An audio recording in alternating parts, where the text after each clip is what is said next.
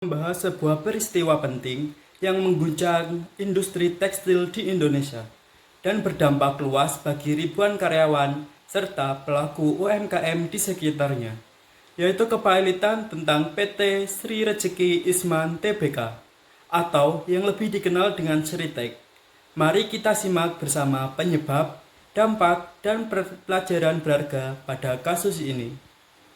Latar belakang dan penyebab kepailitan Sritek, PT Sri Rejeki Isman atau Sritek, perusahaan tekstil terbesar di Indonesia dan Asia Tenggara, dinyatakan pailit pada Oktober 2024 oleh Pengadilan Negeri Niaga Semarang karena tidak mampu membayar hutang yang mencapai lebih dari 23 triliun.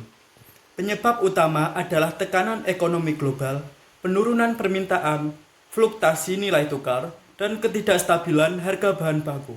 Selain itu, pandemi COVID-19 sejak 2020 mempengaruhi kondisi keuangan dengan kerugian besar dan menurunnya pesanan ekspor. Manajemen yang kurang responsif dan minim informasi juga kontribusi pada krisis ini. Dampak kepailitan terhadap karyawan dan proses kepailitan.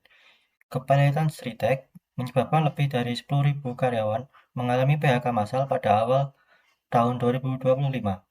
Hal ini berdampak besar pada kehidupan ekonomi dan sosial mereka serta keluarga.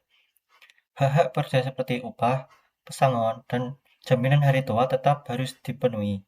Namun, prosesnya rumit dan memerlukan waktu karena likuidasi aset dan pembayaran kepada kreditur. Pemerintah dan BPJS Ketenagakerjaan berupaya memastikan hak pekerja terpenuhi, meski masih ada tantangan dalam pelaksanaan dan perlunya pendampingan serta pelatihan agar pekerja dapat beradaptasi di pasar kerja baru.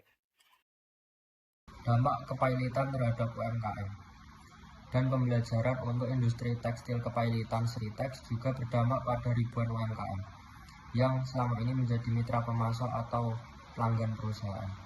Banyak UMKM kehilangan pelanggan utama, mengalami penurunan pendapatan, dan kesulitan mencari pasar alternatif. Bahkan ada yang terpaksa gulung tikar. Kasus ini menjadi pelajaran penting bagi industri tekstil nasional dan pemerintah untuk memperkuat manajemen perusahaan, perlindungan tenaga kerja, serta mitigasi ekonomi bagi UMKM agar lebih tahan menghadapi guncangan ekonomi di masa depan.